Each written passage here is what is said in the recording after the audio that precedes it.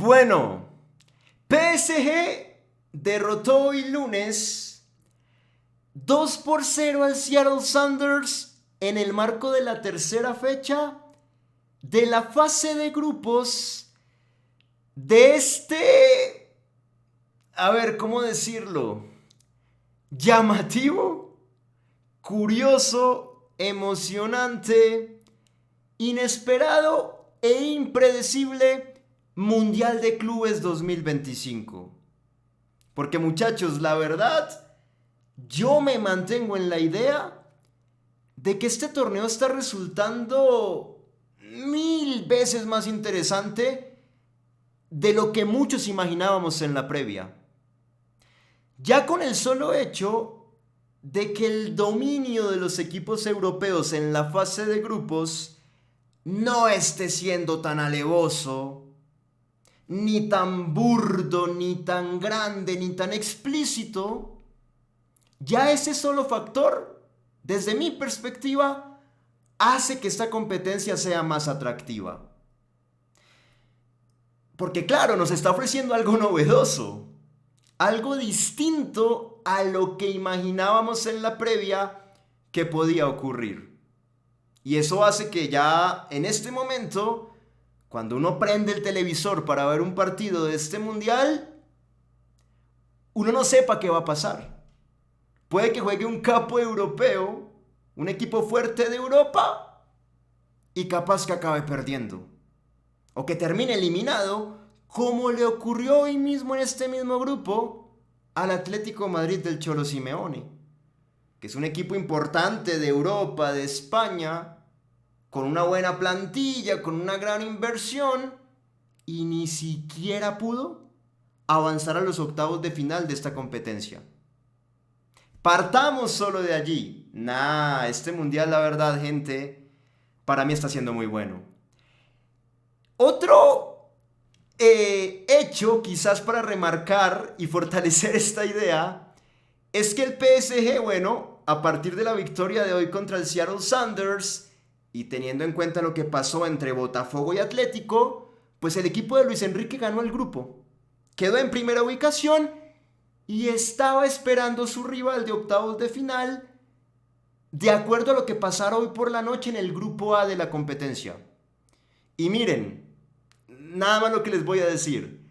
Yo estaba a punto de comenzar a grabar este video hace más o menos unos 8 minutos y estaba viendo que en el grupo A el Inter Miami le estaba ganando 2-0 al Palmeiras.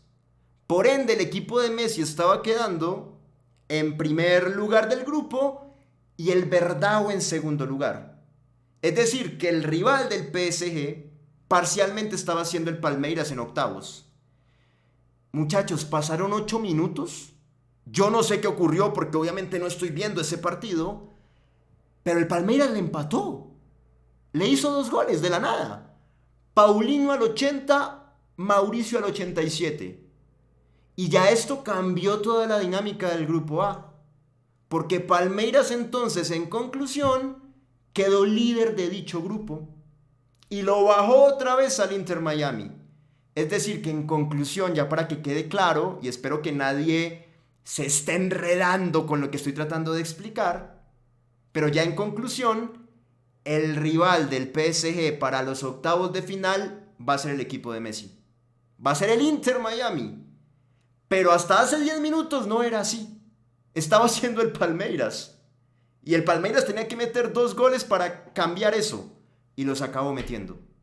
Y bueno, ahorita Palmeiras va contra Botafogo. Duelo de brasileros que también pinta para ser muy bueno en los octavos de final del Mundial. No, es que, por enésima vez, esta competencia para mí está siendo atractiva, la verdad. Podemos criticar a Infantino por muchas cosas. Las críticas probablemente en la mayoría de casos son muy justificadas, pero me parece que con esta idea le pegó, acertó. Bueno, hablemos del partido, que fue a lo que vinimos. Ganó el PSG 2-0, como les dije, con goles de Kvaratskhelia y de Hakimi.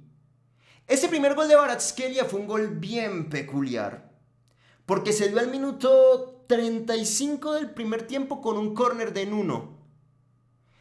Y bueno, el córner de Nuno cayó al área del Seattle Sounders. Reihen, que es el central por derecha de este equipo estadounidense, rechazó esa pelota de cabeza y le quedó a Vitinha en toda la zona 14, como dirían en la Premier League.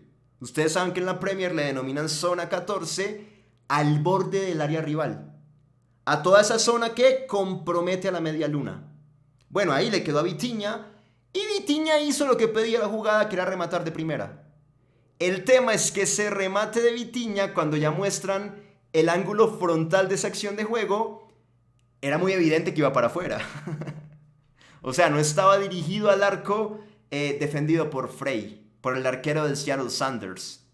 Si esa pelota seguía derecho sin que nadie la tocara, se iba a la línea final y era un saque de puerta para el equipo estadounidense. Sin embargo, ahí el equipo de Luis Enrique tuvo suerte, porque ese remate de Vitinha, que repito, iba para afuera, acabó pegando en la espalda de Kvaratskhelia y se terminó metiendo.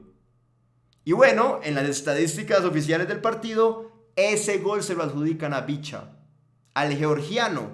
Y está perfecto que sea así, porque recordemos que la regla lo que establece es que cuando hay un remate que no va dirigido al arco y se desvía en algún jugador y se mete, si ese jugador en el cual la pelota se desvía es del mismo equipo del pateador, pues hay que adjudicarle el gol a ese jugador. Y si de pronto la pelota se desvía en un jugador del equipo rival y se acaba metiendo, pues por ende se decreta autogol. Todo depende de si la pelota va dirigida al arco o no. Y si no va dirigida al arco, repito, pues se establece de esta manera. En este caso no iba dirigida al arco, se desvió en Kvaratskhelia, pues entonces el gol es de Bicha. Es así, está perfecto. Y el segundo fue al minuto 66 y ya sirvió para liquidar el partido de una vez por todas. Y fue en una transición muy bien ejecutada por parte del París. Una transición que salió desde su propia área, porque fue una recuperación de Zaire Emery ahí cerquita a Donnarumma. Y Zaire Emery la recuperó en área propia, levantó la cabeza y con una visión de campo privilegiada metió un pase progresivo muy largo para Desiré Doué, y Doué fue el conductor de esa transición ofensiva, que dicho sea de paso, para mí Doué, según como yo vi este partido, fue la figura. Jugó un partidazo Doué. Ya todos sabemos que es un crack, que es un jugador muy desequilibrante, que es una de las promesas jóvenes más grandes y significativas que tiene el fútbol mundial. Pero en este encuentro futbolístico, la verdad, sacó la casta. Se tomó el partido muy en serio. Muy en serio. Fue un jugador de gran influencia para el PSG en ataque hoy. Y bueno, en esta acción, entonces tomó la pelota Doué, condujo la transición, acabó abriendo para Bradley Barcola. Y Barcola, que ya había entrado al partido en el segundo tiempo, supo aguantar bien la pelota por izquierda. Y apenas vio que en el lado contrario la zona estaba liberada y que por ahí estaba entrando Hakimi solo, pues le mandó el pase. Y Hakimi ya controló y repito, como estaba solo, pues quedó cara a cara contra el arquero Frey, lo fusiló, PSG puso el partido 2-0 y a otra cosa, mariposa. Se acabó esto, ya para el Seattle Sounders, a ver, remontar un 1-0 era muy complicado, ya un 2-0 era directamente imposible. La verdad es así. Porque además de eso, para dar una especie de análisis inicial rápido del partido, puede que de pronto alguna persona no se haya visto este partido y piense que el 2-0 es un marcador corto, ¿no? Porque uno imaginaría que, claro, entre el campeón de Champions y un equipo de MLS debería existir una diferencia mucho más amplia en cuanto al marcador final. Pensaría uno que el campeón de Champions pues debería meterle 5 a un equipo de la MLS. Sin embargo, repito, ustedes saben que en esta competencia las distancias se han achicado un poco entre los europeos y el resto, ¿no? Pero más allá de eso, siendo muy honesto intelectualmente, y este era el punto que quería establecer, el equipo de Luis Enrique, más allá de que no tuvo un marcador a favor tan abultado, sí fue muy superior y dominó el partido a placer.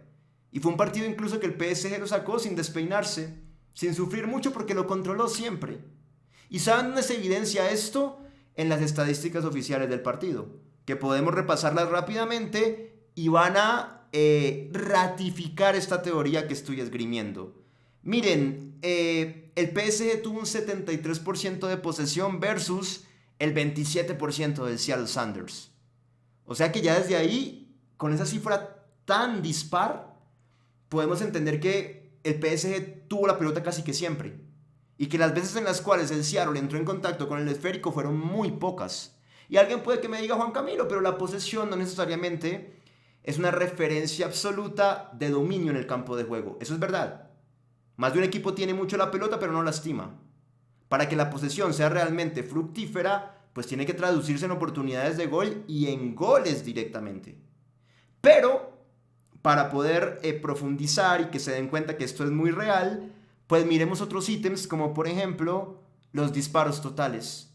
El PSG tuvo 15, el Seattle únicamente 7. O sea que tuvo más del doble el equipo francés en comparación al equipo estadounidense.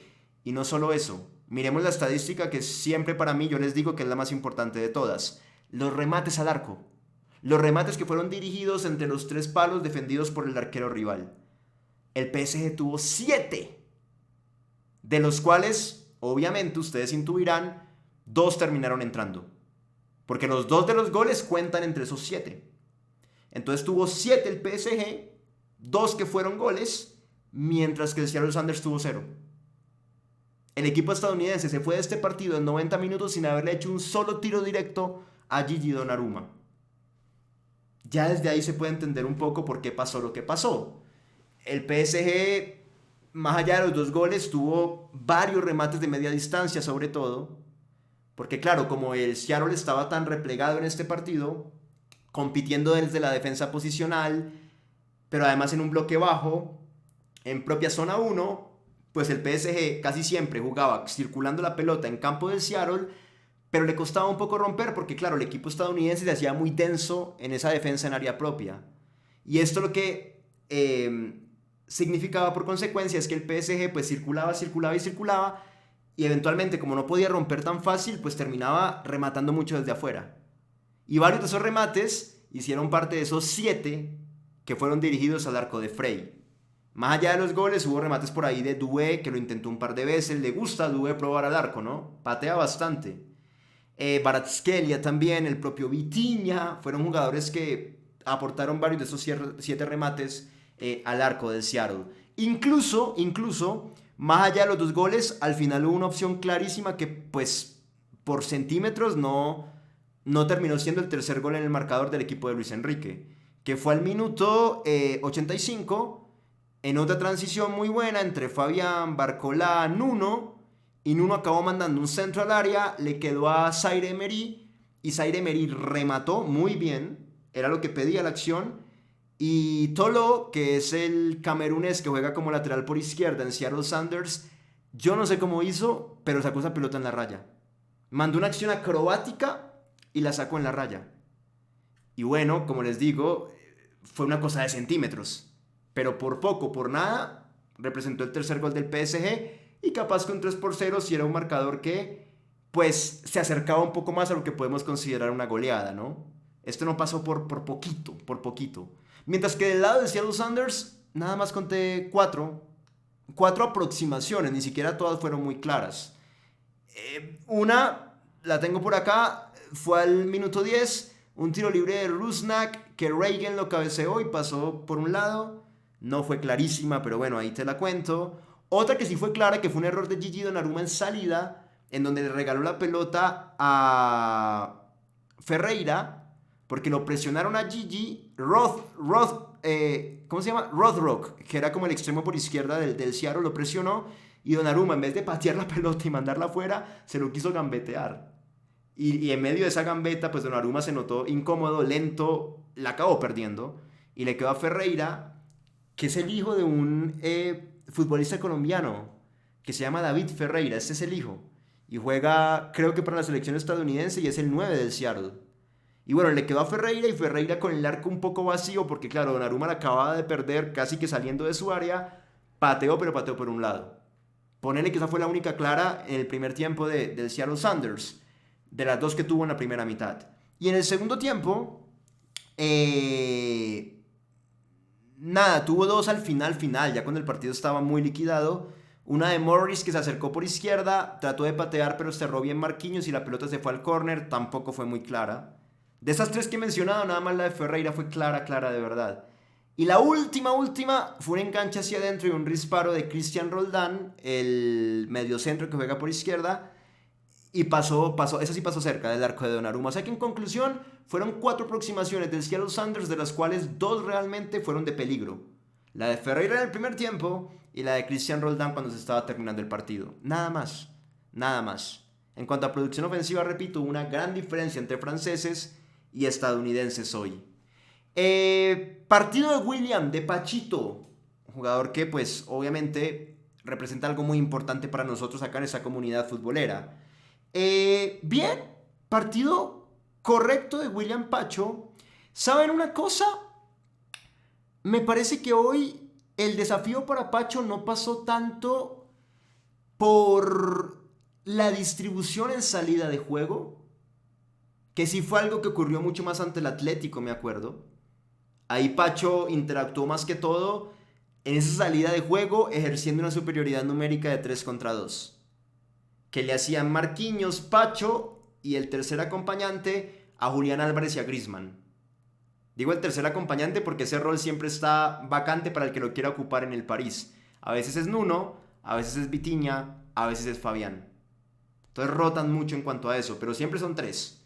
Marquinhos, Pacho y un tercer acompañante.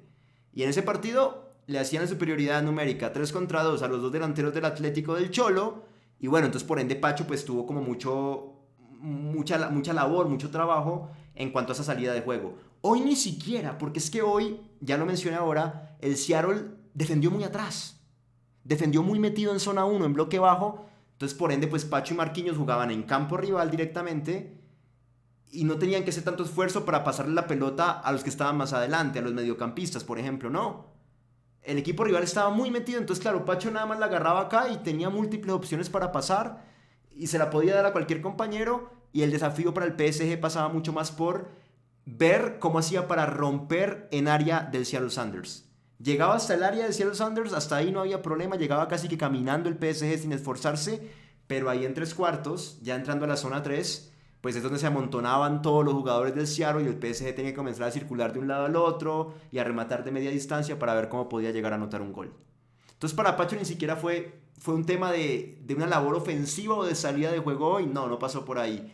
Me parece que el desafío para Pachito pasó más que todo por defender en espacio abierto. Porque claro, como el PSG, repito, tenía el bloque tan adelantado, tan volcado contra el campo del Seattle y el Seattle estaba metido contra su arco todo el tiempo, pues entonces ustedes intuirán que Pacho y Marquinhos estaban jugando exageradamente adelantados, en campo rival directamente, posicionados en campo rival. Ni siquiera en el círculo a la mitad de la cancha, no, dentro del campo rival.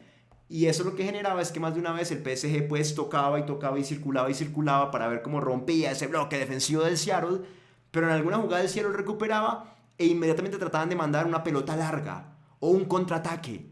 Y ahí es donde Pacho y Marquinhos tenían que estar muy pendientes, porque ellos eran los principales anotados, apuntados para reaccionar, defender en espacio abierto y mitigar cualquier oportunidad de contraataque que quisiera emprender el equipo estadounidense. Entonces, más que todo fue ese el desafío.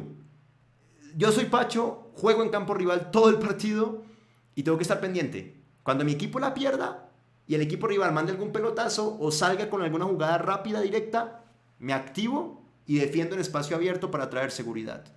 Y en medio de esto, para mí lo hizo bien. Anoté por acá un par de acciones que me parecieron interesantes, un par de intervenciones de él, como siempre hago. Al minuto 17, por ejemplo, hubo un lanzamiento directo para Ferreira, para el 9 del Seattle, tratando de tomar a la defensa del Seattle muy adelantada y mandarle un pelotazo al vacío para que Ferreira corriera, le ganara la espalda a Pacho y a Marquinhos y quedara mano a mano con Donnarumma. Y Pacho reaccionó súper rápido y se le fue encima a Ferreira, le metió el cuerpo. Y ustedes saben que Pachito, cuando te mete el cuerpo, es una muralla, literalmente. Ahí es la muralla ecuatoriana en su máxima expresión. Entonces se lo sacó de encima, le ganó la pelota y ya, y mitigó el avance del Seattle Sounders.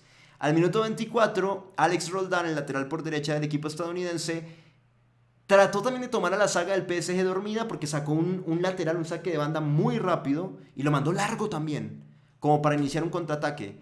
Y se lo mandó a Kent, al extremo por derecha del Seattle, Y lo mismo, misma historia. Pacho, boom, cuerpo, le gana y acaba con el avance. Al minuto... ¿qué más tengo por acá? Cuando recién comenzaba el partido, una tercera que se me había pasado al minuto 9, de nuevo, un intento de transición de Kent por esa banda, le comió la espalda a Nuno Méndez porque Nuno estaba muy adelantado en esa jugada, entonces le comió la espalda y Pacho fue a la izquierda, se abrió para cubrirlo a Nuno, para ayudarle a hacer el relevo a Nuno y puso el cuerpo y mandó una plancha y mandó la pelota al saque de banda. Y ahí murió la transición del equipo gringo, del equipo estadounidense. Entonces como que pasaba mucho esto, ¿ven? Ya he descrito 3 acciones al minuto 9, al 24 y al 17 y las 3 fueron iguales. Intentos del Seattle Sounders de agarrarlo a Pacho y a Marquinhos con los pantalones abajo, con alguna transición rápida a ras de piso o alguna pelota directa y Pacho reaccionando como correspondía muy bien para cortar el peligro y asegurarle a sus compañeros pues que de ahí la cosa no iba a pasar y que no iban a llegar a lastimar a Donnarumma. Al 57, ya hablando del segundo tiempo, tengo un avance por ahí de Rusnak por izquierda que mandó un pase al vacío para Rothrock y Pacho lo anticipó. Esa era una buena opción, ¿saben? Rusnak, que hace las veces como de media punta de 10, manda el pase para el extremo por izquierda y era un pase al vacío bien dado por arriba, así como bañadito. Y Pacho lo anticipó a Rothrock, le quitó la pelota y listo. Nuevamente ahí quedó en nada el avance del equipo estadounidense. Tengo por acá creo que una última, sí. Una última, no, dos finales ya. Para acabar, una al minuto 61, Rothrock de nuevo la tomó por derecha, mandó un centro al área y Pacho cerró bien y mandó la pelota al córner y mitigó el peligro. Excelente lo de Pachito. Y la última fue ya, creo que la última del partido en el tiempo de adición, en el 91. Leiva, uno de los recién ingresados en el Seattle Sounders al final del partido, la tomó por derecha, progresó, mandó un centro para Morris, que era otro de los que había entrado como 9 para cabecear. Morris siendo un jugador como grande. Y lo mismo, Pacho se le anticipó a Morris siendo mucho más rápido que él, cabeceó y listo. Se libró del problema. Mandó la pelota lejos y mitigó cualquier tipo de peligro. Entonces, como ven, les describí como 6-7 intervenciones de Pacho en las cuales pasó lo que mencioné ahora. A Pachito le tocó que estar pendiente de saber que el bloque de su equipo estaba muy adelantado, que los rivales, por ende, podrían querer recuperar y de una, con el juego directo, lastimar, y él tenía que estar en espacio abierto muy atento para evitar que el Seattle lastimara. Y el Seattle lo intentó un par de veces, lo digo de nuevo, con transiciones ofensivas, con pelota al piso, pero también con lanzamientos largos. Utilizó las dos vías del juego directo, por debajo o el pelotazo, ambas. Y Pacho en todas estuvo muy fino, respondiendo, anticipándose, mostrando la rapidez que tiene, mostrando que es un central que en el 1 contra 1 te pasa por encima. No importa si es un espacio reducido, en donde capaz que está más estrecho todo y tiene mayor apoyo de sus compañeros, o si es en este partido, si es como fue en este partido, perdón, que fue más en espacio abierto, donde ya no tienes tanto apoyo y te toca a vos solo resolver. Pacho no tiene problema, igual lo hace muy bien. Espacio reducido o espacio abierto, de ambas formas defiende de manera espectacular y brinda una seguridad tremenda para Luis Enrique, porque pues Luis Enrique siendo un técnico al cual le gusta que su equipo sea tan propositivo y que normalmente juegue en campo rival, pues claro, para él es clave tener un central que en el fondo te brinde esa garantía, ¿no? De vos saber que puedes atacar, pero que si en algún momento la perdés y te contraatacan, tus centrales en el fondo van a responder. Y particularmente William normalmente siempre responde. ¿Algún día tendrá una equivocación? Sí. Como le puede pasar a cualquier ser humano, a cualquier futbolista. Pues les ha pasado a Maradona, a Messi. Partamos de ahí. Pero normalmente, en la mayoría, grandísima mayoría de situaciones, Pacho siempre sale airoso, sale exitoso, y eso es algo pues que, repito, no tiene precio. Ya, grosso modo fue eso, muchachos. Para cerrar, par de acotaciones rapiditas. Sí, el PSG, como les digo, siempre tuvo la pelota, siempre fue al frente, y para mí se impuso pues porque es mejor equipo, obvio. Pero tácticamente hablando, desde dos recursos que los voy a decir rápido para cerrar el video. El primero es la presión, el pressing alto, el pressing en zona 3. Que el PSG con ese 4-3-3 que tiene, presiona a partir de un 4-4-2. O sea, transforma el 4-3-3 en un 4-4-2. Por lo menos en este partido lo hizo así. Y la manera en la cual lo hizo fue que, pues obviamente el que estaba haciendo las veces de falso 9, que era Mayulu, se paraba en primera línea para presionar. Desiré Doué, que juega como extremo por derecha, venía y se paraba a la altura de Mayulu. Entonces básicamente la primera línea de presión que proponía Luis Enrique era con ellos dos, Mayulu y Doué, en una misma línea. Y acá atrás, esa presión estaba respaldada por una línea de 4 en el medio campo, integrada por Kvaratskhelia en la izquierda, Joao Neves que se tiraba un poquito a la derecha, y una especie de doble 5 que se armaba entre Vitinha y Fabián Ruiz. ¿Se entiende? Dos arriba, Mayulo y Doué, primera línea de presión. La segunda línea de presión respaldando con 4. Ya los dije, Neves, Vitinha, Fabián y Kvaratskhelia. Y bueno, naturalmente la línea de 4 del fondo pues también estaba ahí pendiente como una tercera línea de presión alta, pues que es la misma línea de 4 de siempre, ¿no? La primera, la de Hakimi, Marquinhos, Pacho y Nuno Méndez. Entonces de esa manera, transformando el sistema táctico 4-3-3 en un 4-4-2, el París te presiona arriba en la zona 3, por ende es una presión alta.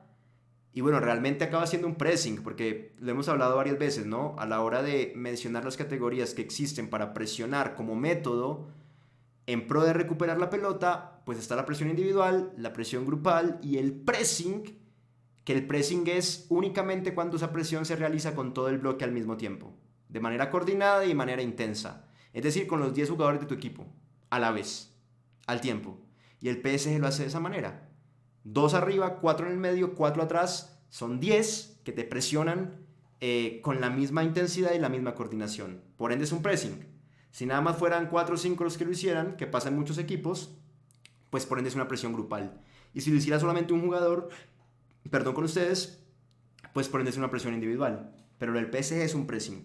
Entonces, claro, un pressing alto, un pressing en zona 3, contra el área rival. Y ya desde ahí, pues claro, la salida de juego al Seattle Sounders le costaba un montón. Y el segundo recurso táctico que tuvo el equipo de Luis Enrique, pues fue ese ataque posicional que siempre es excelente y que siempre lo hace de la misma manera, y que en esta oportunidad se dio a partir de un 3-1-6, porque parte del 4-3-3 inicial, reitero, y así como para presionar el PSG, convierte ese 4-3-3 en un 4-4-2, ya lo expliqué ahora, pues para atacar, cuando tiene la pelota y quiere elaborar, pues hace lo mismo. Hace una mutación táctica, pero en esta oportunidad a un 3-1-6. Y ustedes dirán, ¿pero cómo 3-1-6? Bueno, sí, en el fondo, Marquinhos se abre un poquito a la derecha, Pacho queda como líbero solo en la mitad, y en la izquierda siempre llega algún jugador, que no es un jugador fijo. Puede que sea Nuno, el que se pare como stopper por izquierda, otras veces puede ser Vitinha que retrocede, otras veces puede ser Fabián que retrocede. Normalmente entre ellos tres ocupan ese rol, pero siempre al lado de Marquinhos y de Pacho llega algún jugador. Eso es una orden clara de Luis Enrique. Entonces se forma con esos tres una línea de 3 en el fondo. Y ya desde ahí la salida de juego del PSG se comienza a dar. Acto seguido hay un jugador que cumple la labor de 5 en el eje. Se arma casi que un rombo, ¿no? Son tres puntas y con el 5 es la cuarta. Y ese jugador, pues, Vitinha es normalmente el que se para ahí. Pero repito, si Vitinha viene atrás, entonces el que se para ahí es Fabián, por ejemplo. Se rota mucho en cuanto a intérpretes, pero lo importante acá es el posicionamiento de las fichas. 3 en el fondo, línea de 3, un 5 posicional en el eje. Se crea un rombo de 4 puntas y desde ahí la salida de juego se da muy bien. Entonces quedan 3 en el fondo, 1 más adelante en el medio. Y arriba 6 jugadores. 6 jugadores en la misma línea, pero entrando y saliendo, alternando todo tipo de desmarques, desmarques de ruptura con desmarques de apoyo, los de ruptura para adelante, los de apoyo para atrás, ustedes ya saben eso, e imprimiéndole movilidad a sus movimientos, pues a su ataque posicional, para que cuando los 3 del fondo y el 1 del medio comiencen a progresar, comiencen a hacer que la pelota circule y avance, pues los 6 de allá estén armando un caos completo para que la defensa no pueda referenciarlos y esos 6 jugadores puedan recibir pues sin ningún problema, y ya a partir de ahí el PSG te lastima porque esos 6 pues son el frente de ataque. Ya están ahí en las adyacencias del área rival normalmente. Y esos 6 pues suelen ser Hakimi, Doué, en el caso de hoy, Neves, Mayulu, Kvaratskhelia, y sí, ahí ya depende de si el restante es Fabián o si el restante es Nuno. Repito, depende de cómo también establezcan las posiciones en la primera línea de 3 y en el 5 posicional. Ya ahí es relativo. Pero los que mencioné normalmente siempre están arriba. Lo que les dije, Hakimi, Doué, Joao Neves, Mayulu, que Mayulu hoy estaba de titular de falso 9, pero normalmente es Dembélé el que ocupa ese rol, y Kvaratskhelia. Esos siempre están ahí. El restante, el sexto, bueno, ya reitero, depende. Puede ser Fabián, puede ser Nuno, o hasta en ciertos momentos, ¿por qué no hasta Vitinha?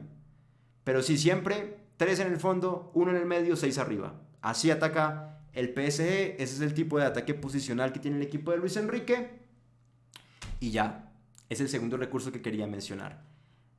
Bien, buena victoria del PSG, dominó a placer, hizo lo que quería, llegó mucho más, pateó mucho más al arco rival, ganó 2-0, que capaz que no es pues el marcador más abultado, pero le alcanzó y le sobró para ganar su grupo, que era lo que yo creo que Luis Enrique quería hacer, y bueno, para meterse en octavos ya a jugar contra el Inter Miami.